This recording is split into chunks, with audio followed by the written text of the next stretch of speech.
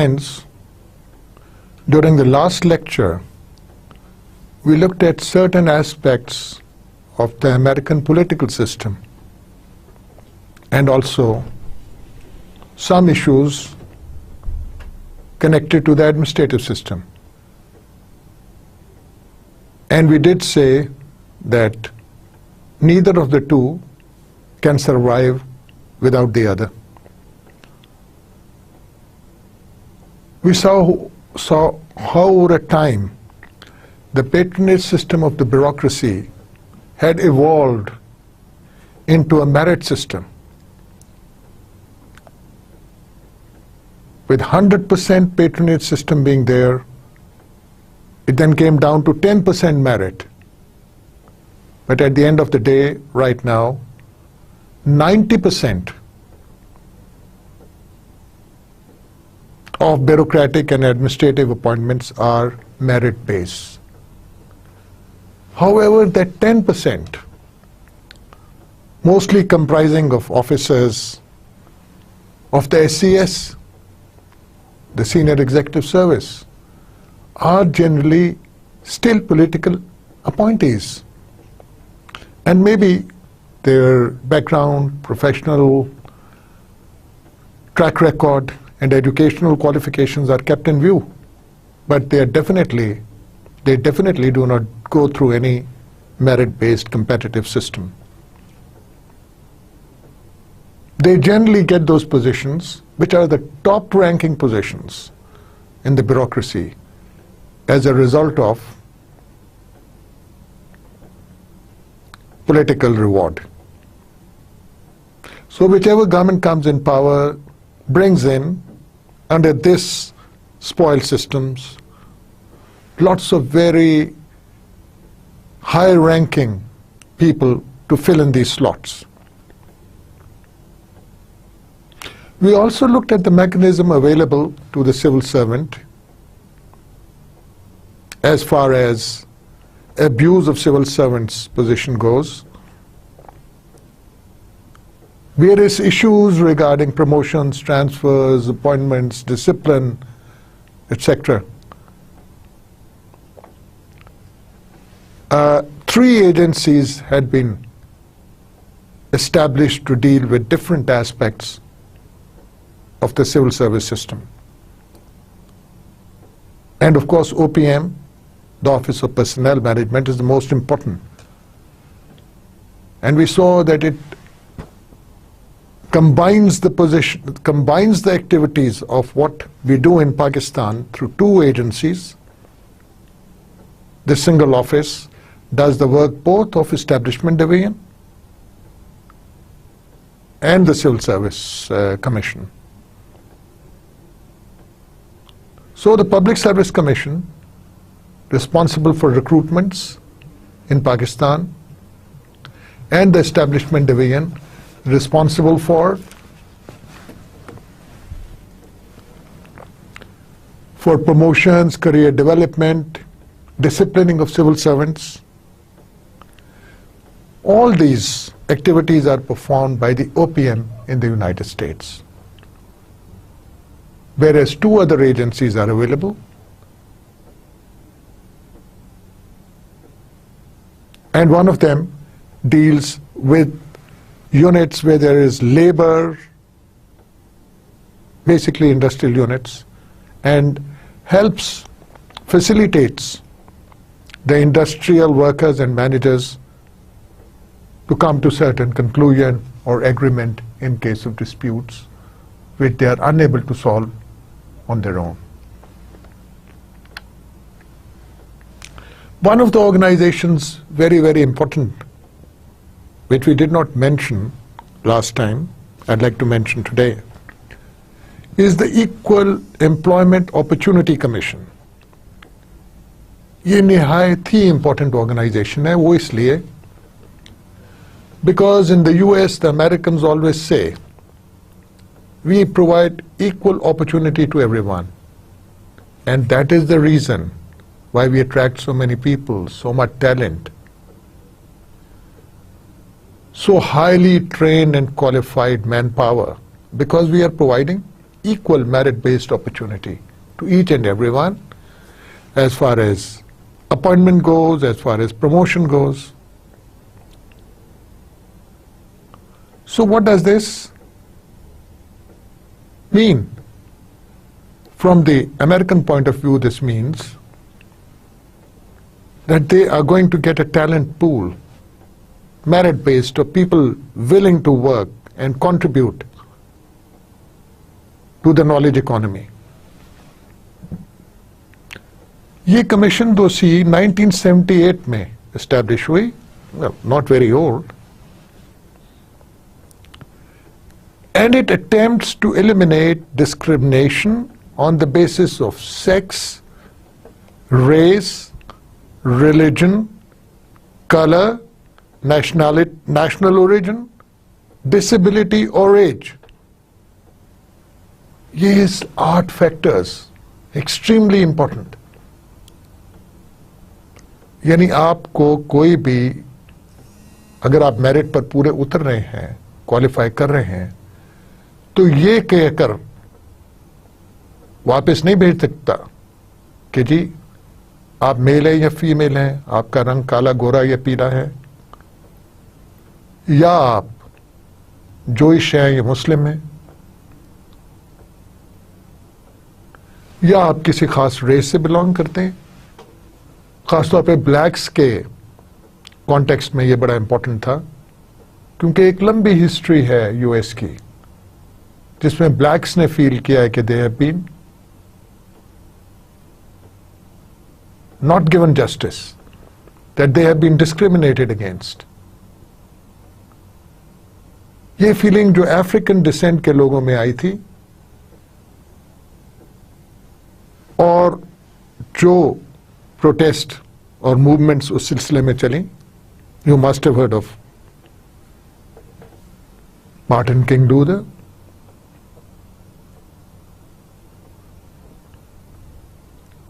इन सब मूवमेंट्स की वजह से इस किस्म की एक ऑर्गेनाइजेशन सेटअप हुई जिसका बेसिक रोल यही था. और उसके अलावा नेशनल ओरिजिन, अगर आप पाकिस्तान से, हिंदुस्तान से, चीन से, कहीं से भी जाके वहां सेटल हुए और अप्लाई किया जॉब के लिए, इस बेसिस पर आपको नहीं मुस्तरद किया जा सकता कि आपकी नेशनैलिटी कहीं और की है. और अभी तक आप naturalized American नहीं है. Of course, you have to fulfill the legal requirements for residence in the US. Disability or age, very important. यानी जब आप एज और डिसेबिलिटी की बात करते हैं तो आप vulnerable people की बात कर रहे हैं, जो आमतौर पे सोसाइटी मार्जिन्स पे पुश कर देती. तो इन तमाम हालात में discrimination is forbidden. इसकी हैयत क्या है? It consists of 5 members appointed by the President for a term of 5 years with approval of the Senate. 5 मेंबरान हैं इक्वल एम्प्लॉयमेंट अपॉर्चुनिटी कमीशन के, और 5 साल ही इनकी मुद्दत है, टेन्योर कॉन्स्टिट्यूशनल, और ये प्रेसिडेंट अपॉइंट करता है और आमतौर पे जैसे दूसरी पोस्ट में है, सेनेट उनको कंफर्म करती है.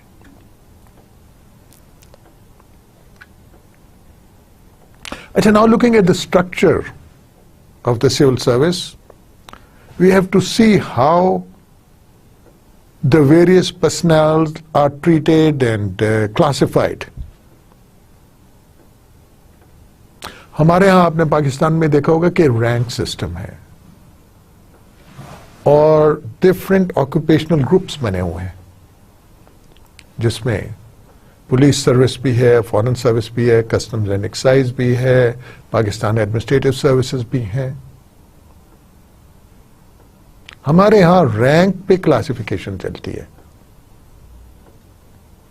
लेकिन यूएस में classification is based on position. उसका क्या मतलब है?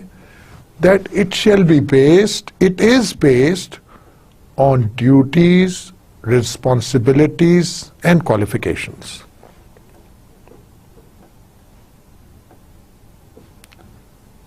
यानी आप किसी लेवल पर भी एंट्री कर सकते हैं, और वो जो एंट्री का लेवल होगा क्लासिफाइड होगा, उसकी पोजीशन के मुताबिक क्लासिफिकेशन होगी, और आप जो काम कर रहे हैं, जो आपकी ड्यूटीज हैं, फंक्शंस हैं, और जो आपकी क्वालिफिकेशंस की बैकग्राउंड है, उन सब को मद्देनजर रखकर आपको रिक्रूट किया जाता है और एक खास पोजीशन पर अपॉइंट किया जाता है।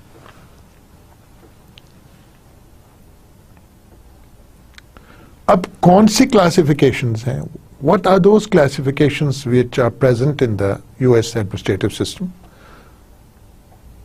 One is the professional and scientific. Right at the outset, we see that how much emphasis there is on science and related technological aspects because of this. So, professional and scientific, फिर sub-professional and sub-scientific, lower level positions. The nature of the work, though the field is the same, would be of a slightly lower level. Then another lumping together of clerical, administrative, and fiscal jobs. So the next classification on a position basis is that of the clerical, administrative, and fiscal. Then custodial, someone who is looking after things. Storekeeper comes to mind, for example, when you talk about custody. Mechanical, way back, mechanical with the Industrial Revolution, mechanical aspects, mechanical jobs in the society were very important.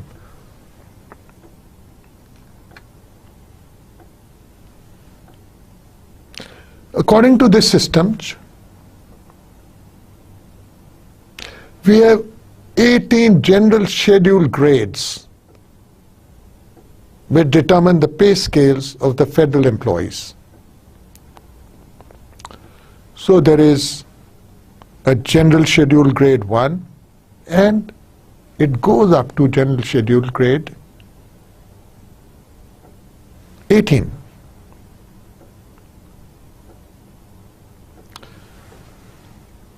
जो 16 to 18 grades हैं, they comprise the Senior Executive Service. This was created in 1978. And as we know that under the Civil Services Reform Act, this was the time when 90% of the civil service jobs of the federal level came within the purview of the merit-based system. So, these are the senior positions. ये वही positions हैं जिनकी पहले हमने बात की, 9,000 के करीब ये जो fill होती हैं without going through the procedure of the competitive exam and the merit system. ये वो high ranking positions हैं, heads of departments, heads of corporations, members of the regulatory commissions, who are awarded these jobs on a political basis. So generally, whichever party is coming into power, it will ensure, or rather, this is what happens, कि वो लोग जिन्होंने उस party को support किया था, during the elections, helped it come into power, वो इन positions पर फाइज कर दिए जाते. Good or bad, that's another question. But it is very clear, it's constitutional, it's legal. हमारे यहाँ ऐसा होता है, लेकिन क्या लॉ में उसकी गुंजाइश है? क्या कॉन्स्टिट्यूशन ये अलाउ करती है? हमारे यहाँ भी एज पॉलिटिकल फेवर, जब भी कोई गवर्नमेंट नहीं आती है, अपने लोगों को कोशिश करती है कि ज्यादा से ज्यादा नवाजे और सिविल सर्व की पोस्ट पे लगा दे. इसी तरह एम्बेसडर्स की पोस्ट पे आपको बहुत से पॉलिटिकल अपॉइंटीज मिलेंगे. So under such conditions,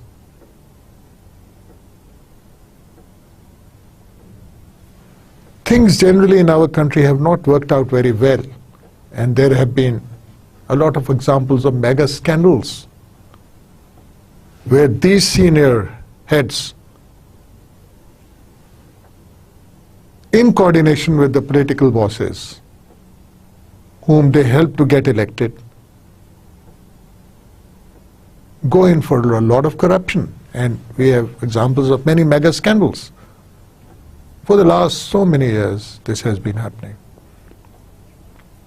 Here I would also like to add that during military rule,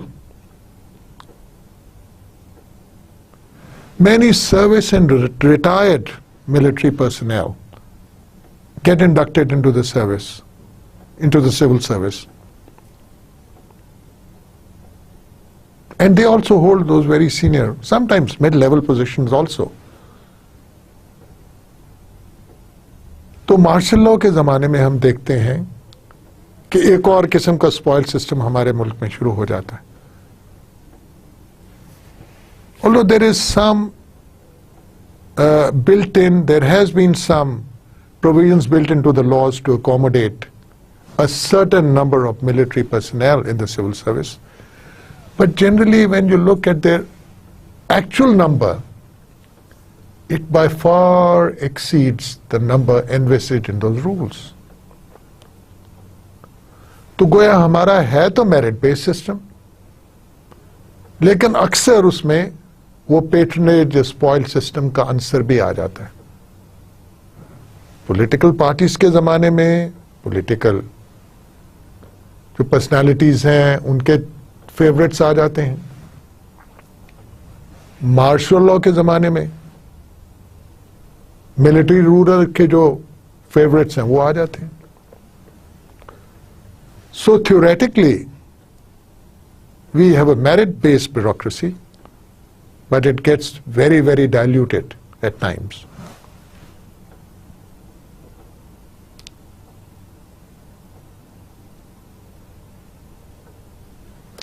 अब ये कह रहे हैं जो लोग 16 से 18 में आते हैं, सुपर ग्रेड्स कहा जाता है इनको, comprising the senior executive service. They are going to perform the highest level of management functions. And generally they are expected to be, and generally it is actually the case, because they are nominees of the president and have to go through the Senate for the confirmation and all that. So Senate won't confirm people who are not fit for jobs generally. So they are experts in professional capacity as against the professional amateurs of the British administrative system. हमारे यहाँ भी वही system है, यानी हम एक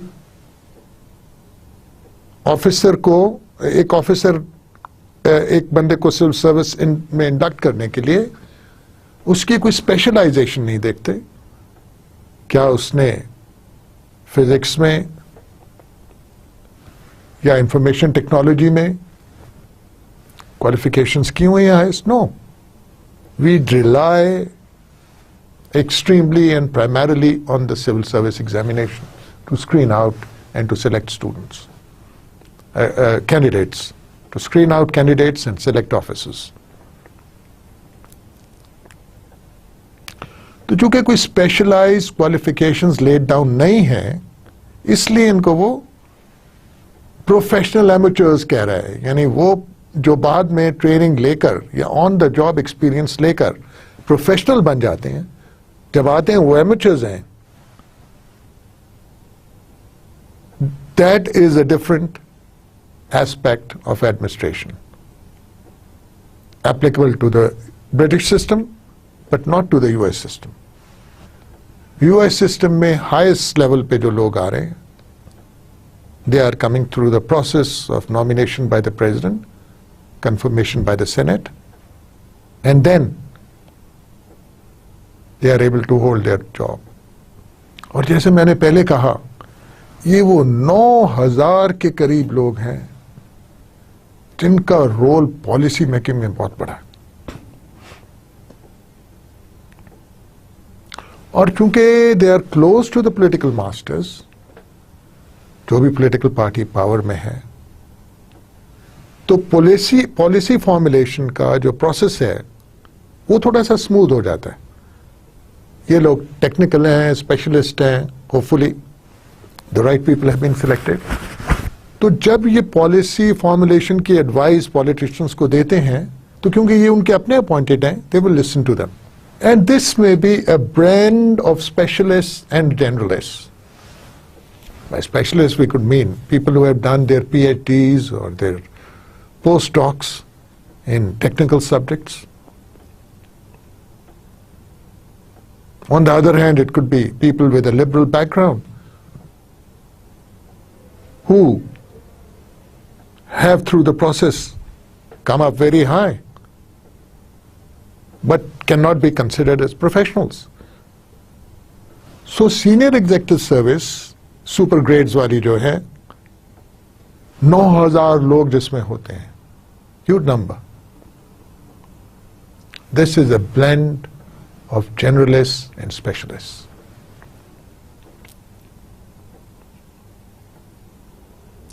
हमारे यहां हाईएस्ट लेवल पे, जैसे मैंने अर्ज किया, सेक्रेटरी लेवल पे, हेड्स ऑफ डिपार्टमेंट्स के लेवल पे, कॉरपोरेशंस जो गवर्नमेंट की है उनके heads, they are generally civil servants. However, some proportion of it may have come from outside at very higher levels, especially so in the corporations. Generally in the main administrative system, you will hardly find a secretary who is not from within the system. But you may find a lot of ambassadors who are not from the foreign service. So we also have a blend of outsiders and insiders, which varies from time to time depending upon what kind of civilian or military government you have in the country at that moment. And these positions are also called accepted service. In other words, they are an exception. Exception because they don't have to go through the regular merit-based system. So sometimes these 9,000 people outside the regular merit system are called members of the accepted service. As an exception. They have come there as an exception. लेकिन वो base क्या है, या base क्या होना चाहिए? Their professional qualifications.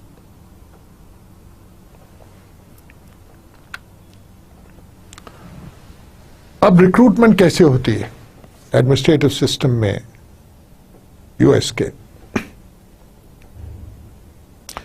The Office of Personnel Management conducts civil service examinations for federal jobs. And this examination is of a practical nature. ये बहुत बड़ा डिफरेंस है उनके और हमारे एग्जामिनेशन में। हमारा ज्यादा थ्योरी बेस्ड है, यानी आपने इतने सब्जेक्ट्स जो हैं कंपल्सरी और ऑप्शनल, उनको अच्छी तरह पढ़ लेना है, लेकिन प्रैक्टिकल का बहुत कम उसमें दखल है। हम प्रैक्टिकल एस्पेक्ट्स जो हैं उनको कैप्चर करने की कोशिश करते हैं जब कैंडिडेट्स अपने इंटरव्यू के लिए आते हैं, या किसी हद तक वो साइकोलॉजिकल टेस्टिंग में कवर करने की कोशिश करते हैं कि उनके ट्रेट्स क्या हैं।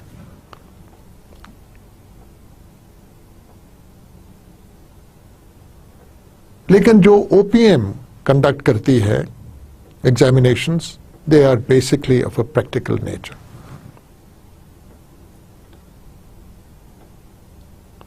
Now in Pakistan we have a system where you get promoted from one grade to the other, then the next and so on. unless something untowards happen and you get thrown out of the system.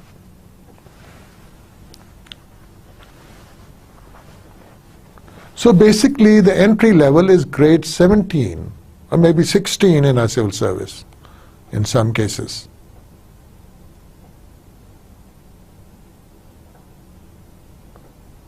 In all the occupational groups, the first posting or the lowest rung, the lowest level is grade 17 when you're talking about the federal service. And then you move on, फिर आपकी promotions होती रहती. लेकिन United states में induction civil servant के किसी भी level पे हो सकती है. लैटरल एंट्री है, उसमें एज की भी कोई ऐसी फिक्स्ड रिक्वायरमेंट नहीं है for people who are coming at a later stage. Naturally, if you're coming to join the civil service at a later stage, you would be older. यहाँ तो हमारा फिक्स्ड है, 28 होगा, 31 होगा, whatever, with relaxation. But in the US, there is this lateral entry. You can come at any level. So उसका एक ये फायदा और होता है कि आप गवर्नमेंट और प्राइवेट सेक्टर में मोबिलिटी हो जाती है. आपके यूनिवर्सिटी में एक प्रोफेसर बैठे हैं, वो भी आ सकते हैं सिविल सर्विस में. आपके मिडिल या टॉप मैनेजमेंट में बैठे हुए हैं in the private sector in a big corporation, वो भी एस्पायर कर सकते हैं और प्रोसेस फॉलो करके सिविल सर्विस के एक लेवल पे आ सकते हैं.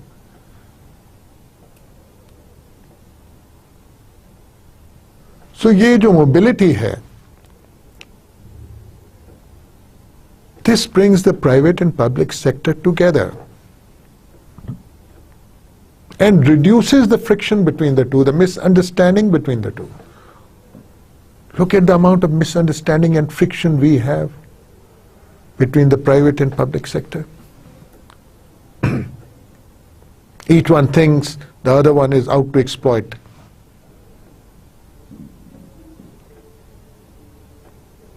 और रिक्रूटमेंट में examinations include written tests, oral tests, performance tests and ranking tests. तो आप उनकी एजुकेशन एवेल्युएट कर रहे हैं, जो भी पहले ट्रेनिंग हो चुकी है वो, और उनका अगर जॉब एक्सपीरियंस है तो वो भी आप एवेल्युएट कर रहे हैं. So you have, in addition to, in Pakistan we have the written and the oral tests primarily, but you have performance tests there and you have ranking tests there, which will tell you what rank, up to what rank this person is eligible to enter the civil service.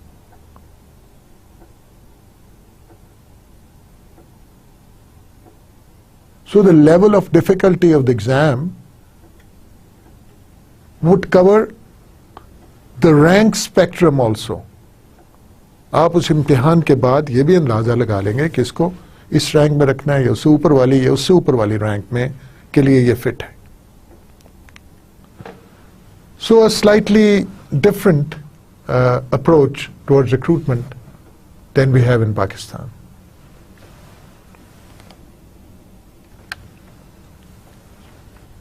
Very interesting now.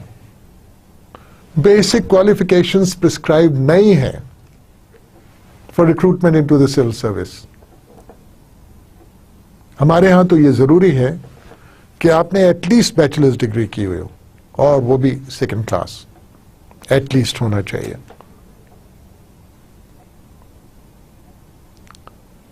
But there is no such bar in the US.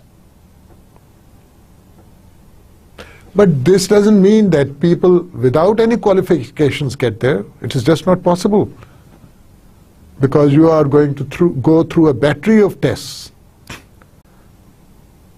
of a very high standard. But this is no doubt an interesting aspect, that legally, formally, according to the rules, कोई कैद नहीं है. लेकिन आपने residential qualification जरूर fulfil करनी है, जो भी हो. अगर किसी सर्विस के लिए रेजिडेंशियल क्वालिफिकेशन है, that you have to be a resident of the United States, of a resident of a particular state, then it has to be fulfilled. आपको पता है कि हमारे यहाँ रेजिडेंशियल जो आपकी बैकग्राउंड है उसकी वजह से कुछ मुराद भी मिल जाती हैं. There are certain quotas and seats fixed for certain areas. Even for women, there are special seats.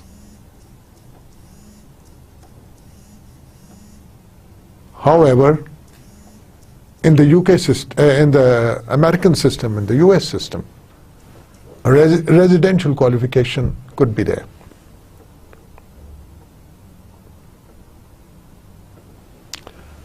अब जो लोग पास कर लेते हैं इम्तिहान को, उनकी एक लिस्ट बनाई जाती है और वो होगी उनके मेरिट या ग्रेड के बेसिस पर.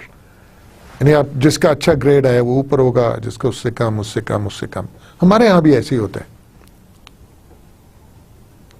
After the written examination and the orals and all those interviews, etc., a consolidated merit list is prepared, on the basis of which you get allocated to a particular occupational group, depending upon what you have opted for.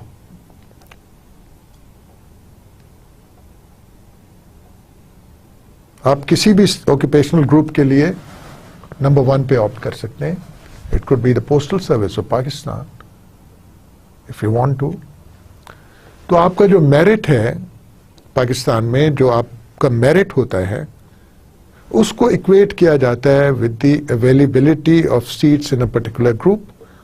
और अगर आप उस merit में आप आ जाते हैं, vis-à-vis बाकी लोगों की ऑप्शंस क्या हैं, तो आपको आपका ग्रुप मिल जाता है. अगर नहीं तो आपको सेकंड थर्ड ऑप्शन मिल जाती है, अगर आपने क्वालिफाई किया, पास किया, and I come with in that list of the finalist. तो अब ये रिक्रूटमेंट के लिए एग्जाम हो गया, मुख्तलिफ रैंक्स के लिए डिटर्मिनेशन हो गई, फिर ग्रेड्स के बेसिस पर एक लिस्ट बन गई इन द यूएस सिस्टम.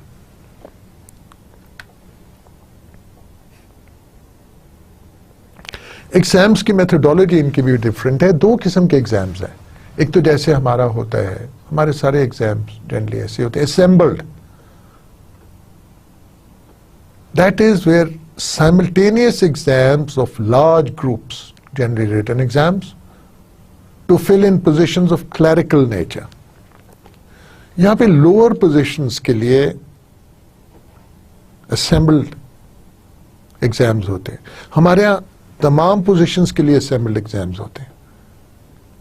यानी बस एग्जाम में सब लोग इकट्ठे बैठकर एक ही वक्त पर एग्जाम लेते हैं. लेकिन यूएस के सिस्टम में it is only for the clerical positions that you have the concept of a group exam और assembled exam. Then the other category is the unassembled exam.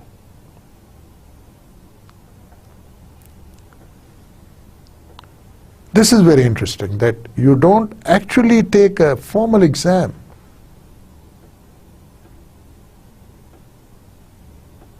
You try to judge the person by face-to-face interviews.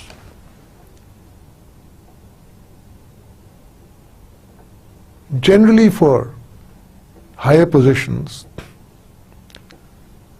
even in the private sector, you don't take exams. You see the track record of that person. What has he done till now? If you are going to appoint CEO of a Fortune 500 company, You are not going to take an exam from individuals who might be suitable for the job. So for these higher posts, there is just interviews, and you can get testimonies from relevant quarters. American setup में testimony को बहुत important दिया जाता है, lots of importance, कि आपके पुराने employers क्या कहते हैं आपके बारे में, all relevant quarters क्या कहते हैं आपके बारे में, मसलन एक किस्म के references जिसको हम कहते हैं, उसको बहुत importance दिया जाता है. And generally, perhaps unlike our country, the testimonies or the references are genuine.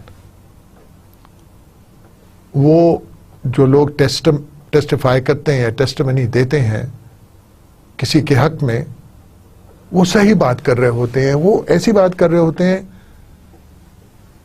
जो due to evidence, due to performance of that person, उस पर उनको यकीन होता है. So, with these interviews, there could be a number of interviews.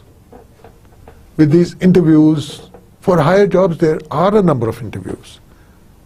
With the interviews and the testimony and the track record and all that, you can really judge or estimate the potential of a person for a particular job.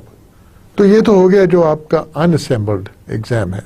और एक जो general आपका federal service का entrance exam होता है, that is for the professional and administrative careers,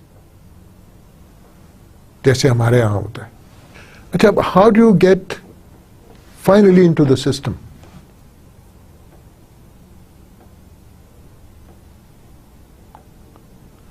when a vacancy occurs in any agency, agency का word जो है वो यूएस में काफी कॉमनली इस्तेमाल होता है, एंड इट इज जेनेरिक. यानी डिपार्टमेंट भी एजेंसी है, हमारे यहाँ जैसे मिनिस्ट्री है वो भी एजेंसी होगी, कॉरपोरेशन भी गवर्नमेंट की एजेंसी होगी, वगैरह वगैरह. रेगुलेटरी कमीशन जो है उनके वो भी एजेंसीज हैं.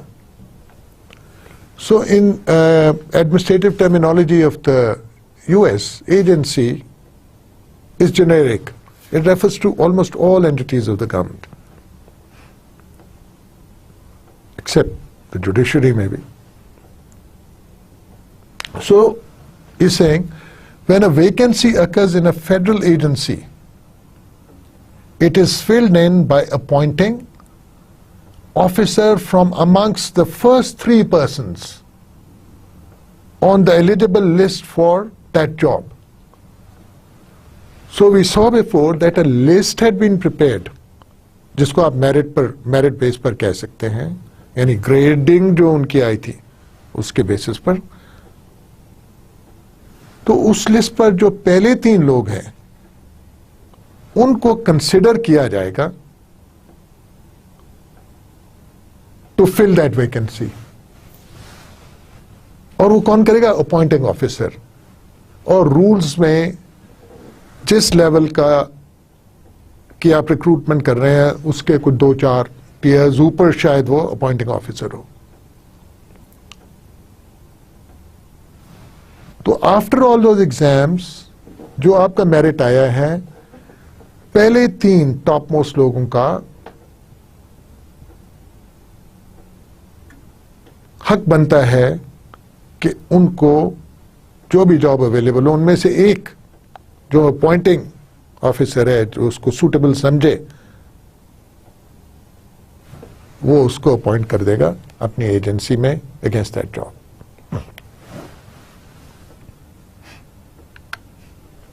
अब बहुत बड़ा पार्ट जो है किसी भी एडमिनिस्ट्रेटिव सिस्टम का कि आपने लोग सेलेक्ट कर लिए,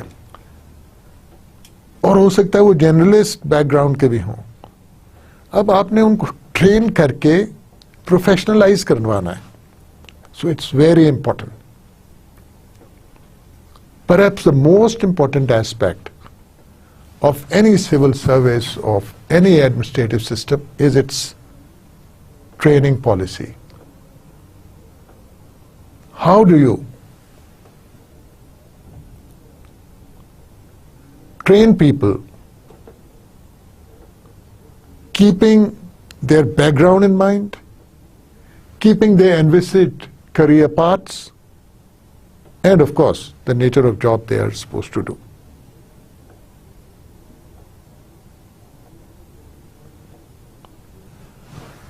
Again, this is a little bit different from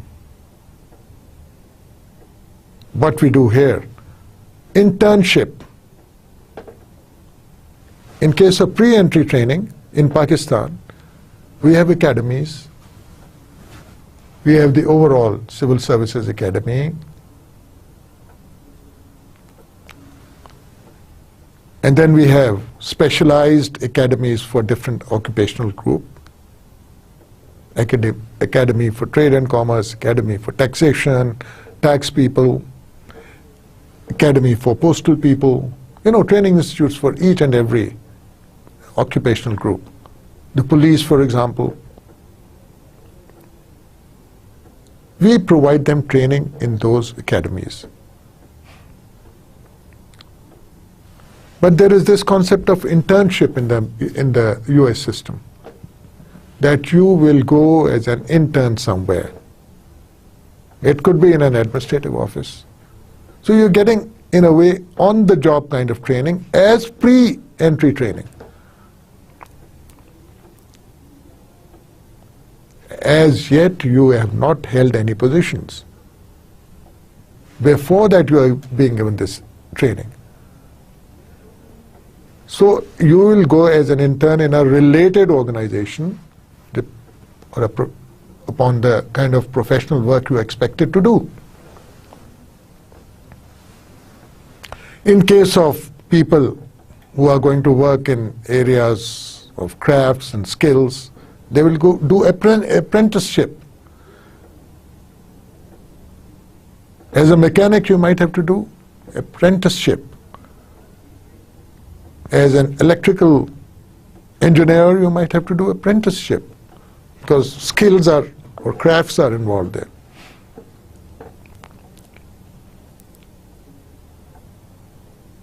We don't have this system. We have very clear-cut pre-service training institutes for each and every occupational group of a civil service. And who manages all this training activity? It is managed by the Office of Personnel Management, OPM. And it also involves other agencies into it. So the OPM can itself provide training. We look at the kind of training they primarily provide. Or the federal agencies, again, agency could be any government entity. Universities and specialized institutions are involved. Very interesting. Doesn't happen in Pakistan. Civil servants do not come for training to any university. Hardly ever. Maybe some programs were developed in the past to impart MBAs to those who had joined the finance services or the taxation services in universities, but that is a one-off. In the US, as a matter of routine, universities and other specialized institutions, which are generally again connected to universities, are involved in the training effort. Now, in just mentioning some of these, we have the Maxwell School of Public Affairs in Syracuse University, upstate New York, I believe. Then we have Institute of Public Administration in the University of Michigan. We have the School of Business and Civil Administration at Columbia. Now Columbia, Harvard, and even Michigan and Syracuse are universities which have a standing. So reputable universities. So we have the Harvard School of Public Administration, and then there are some universities with institutes offering both courses on what is called private and public administration. Again, that concept of gelling the two sectors together gets a boost from here. And of course, Harvard also has the Kennedy School of Government. So all these training, all these universities are involved in this mega training program.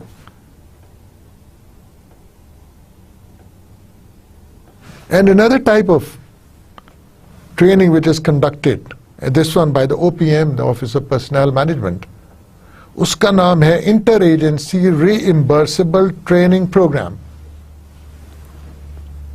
इसका ये मतलब है कि we conduct such programs in our National Institutes of Public Administration in Pakistan.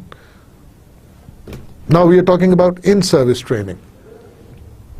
And also at the Administrative Staff College, which is now has the status of a university.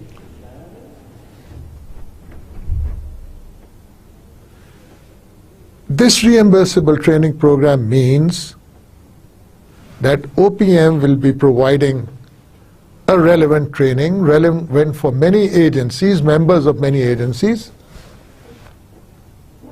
officers or personnel of many agencies, relevant to many agencies, on a common platform for members of those agencies, and it would be paid for by the agency. So that department or that organization or that corporation which is sending its employees for training will have to pay for it. Hence that reimbursable aspect.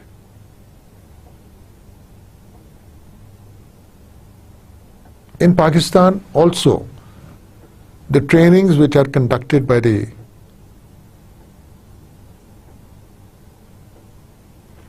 by the National Institute of Public Administration and what used to be the Pakistan Administrative Staff College, now a university, are also reimbursable.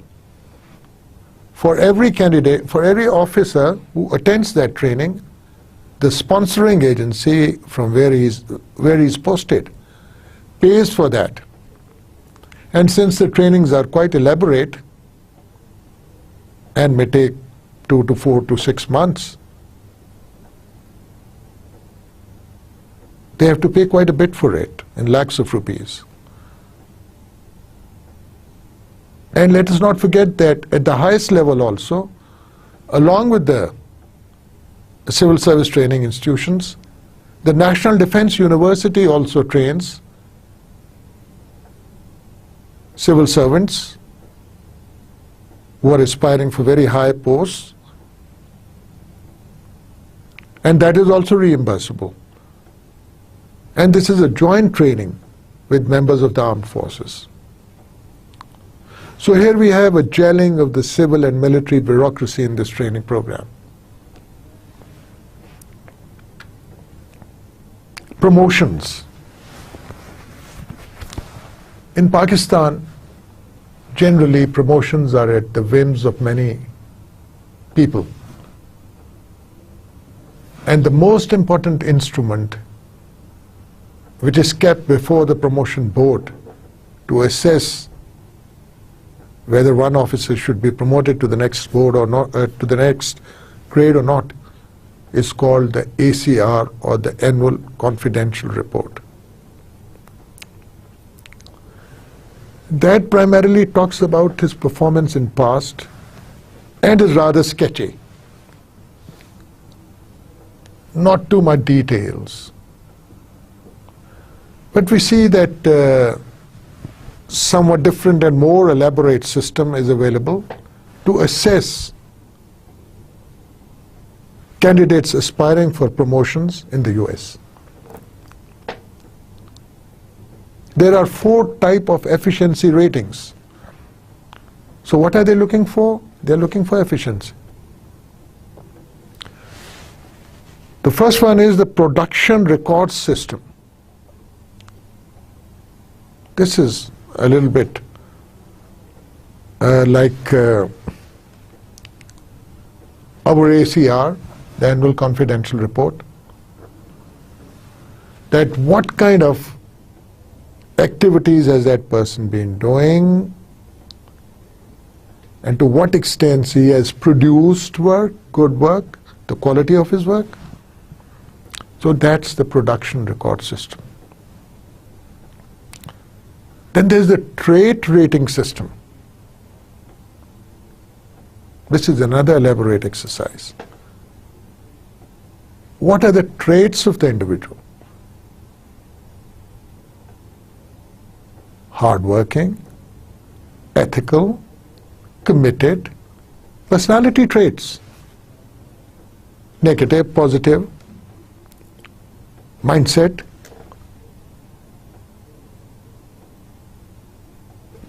How does he work as a member of team or as a leader of team, leadership qualities? So we have this complete trait rating system, which is not present in our setup, but is there in the US. And then a substantiating reports rating system. If someone is saying that you are good or bad, it has to be substantiated. So reports will be drawn from different quarters to substantiate the standing or what you think are the characteristics or traits or efficiency of that individual.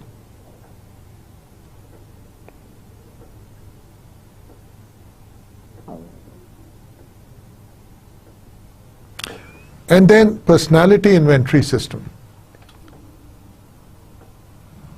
This comes closer to the trait rating system. What kind of a personality does the person have? Does he have the charisma? Does he have those leadership qualities?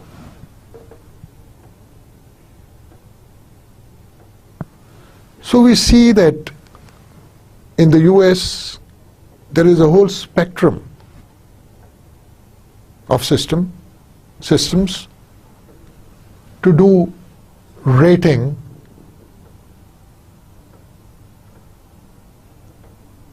while promoting individuals, while promoting officers to higher positions.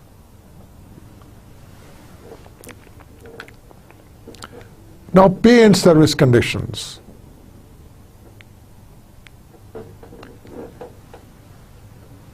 Each pay plan has a number of grades with a range of salary steps within each grade along with allowances.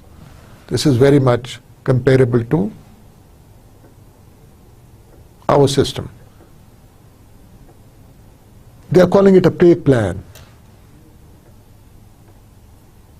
In our system, for each grade, we have a pay beginning, a basic pay, and then increments, and then the final pay for that particular grade, and then you jump on to the next grade.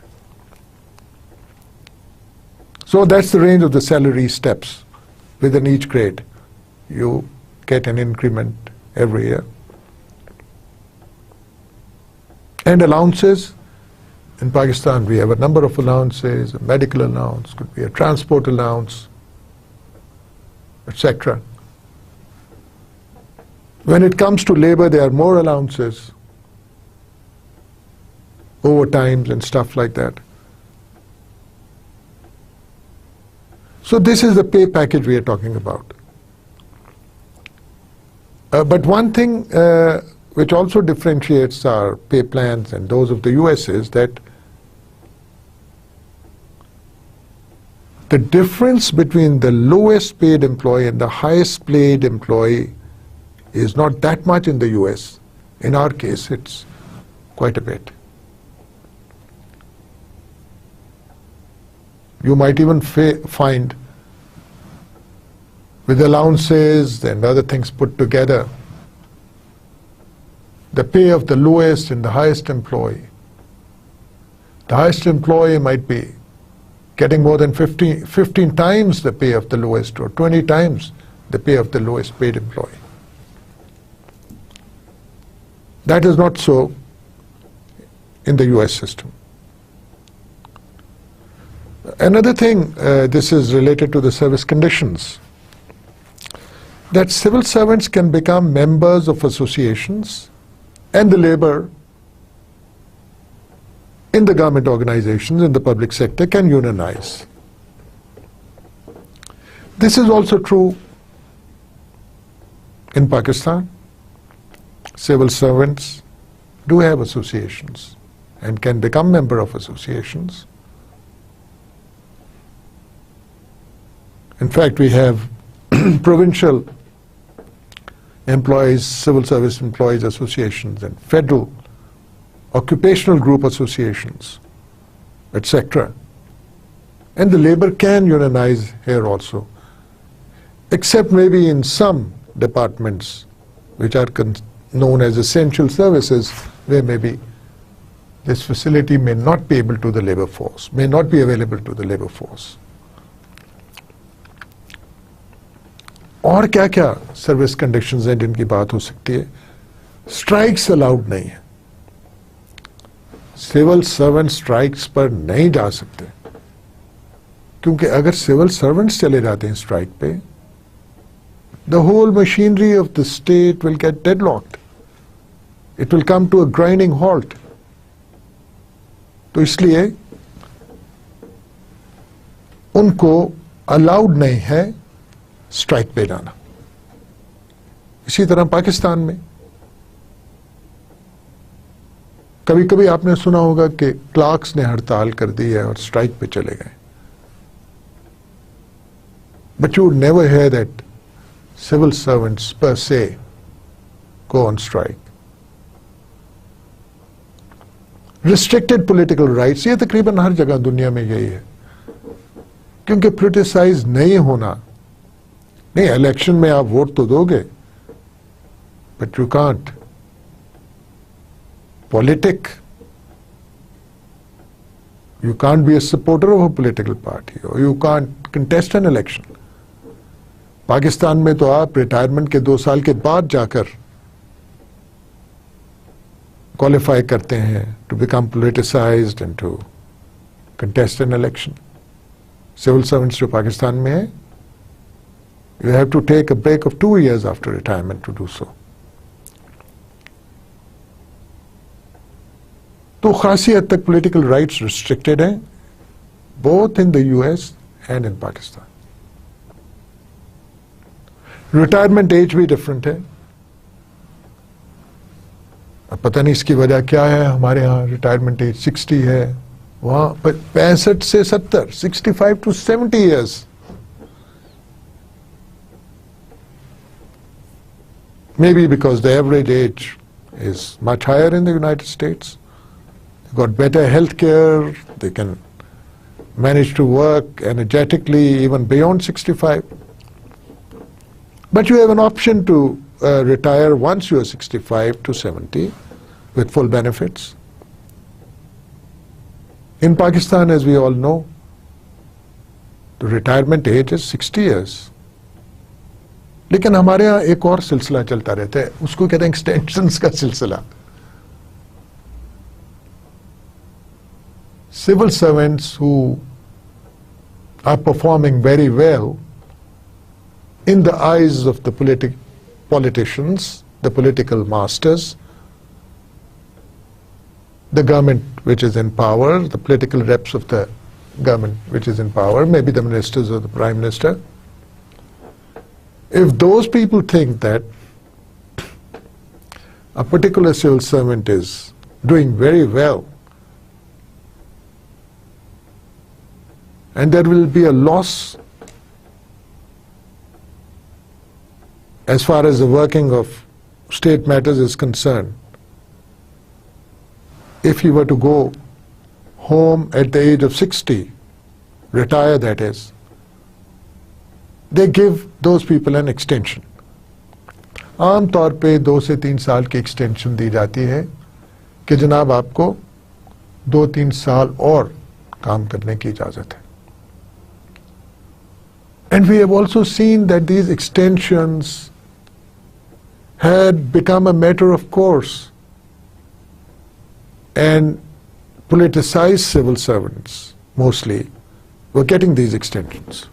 So this concept of extension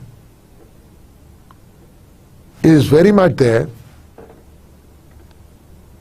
in our setup, and it elongates the retirement age of our civil servants. So theoretically you're supposed to retire at 60, but if you know your way around and you can convince your political, the relevant political quarters, get into their good books, you may go on to 63, maybe get another extension. There have been examples of people who have been getting extensions upon extensions upon extensions. And then civil servants enjoy a pension facility. This is a big thing.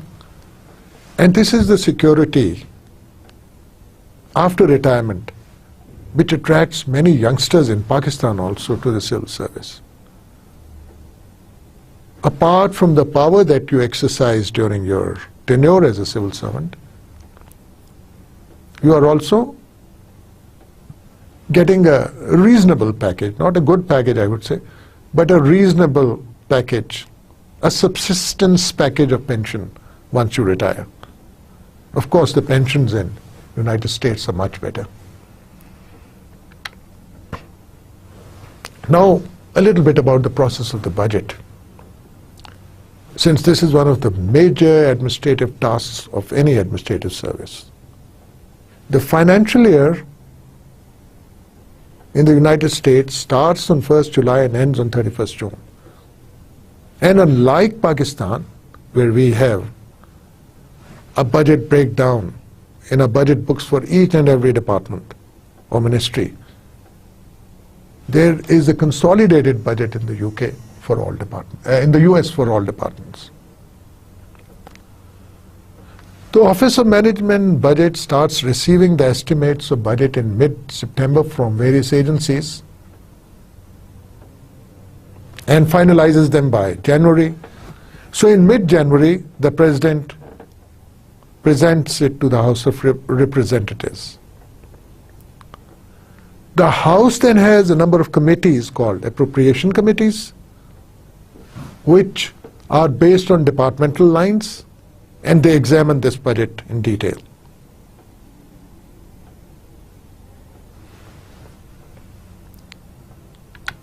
After passage by the House of Reps, this goes to the Senate. Again, the Senate refers it to its appropriations committees and they examine it. And in case of a difference of opinion between the Senate and the House of Reps, there is a mechanism available to sort out the differences. On the revenue side, because very big chunk of the budget pertains to the revenues you are raising from various sources, there is what is called a Ways and Means Committee in both the Senate and the House of Reps, and they look at how realistic are the revenue estimates. One very interesting thing is that unlike in Pakistan, the Congress, that is the Senate and the House of Reps together, is empowered to increase estimates. This is not so in Pakistan. Then the Congress adopts a series of appropriation and revenue bills, not one bill, not the finance bill as in Pakistan, not one bill, a series of appropriations and revenue bills, and sends them to the President for assent, for signing, which generally the President does sign. And a very important component of all this structure is the General Accounting Office. This is the watchdog. A very powerful person, the Comptroller General, who is more than the equivalent of our Auditor General. And he's appointed for 15 years. Imagine the amount of independence and continuity. So he is responsible, and his office, to control all the expenditure management and also audit it. Thank you very much.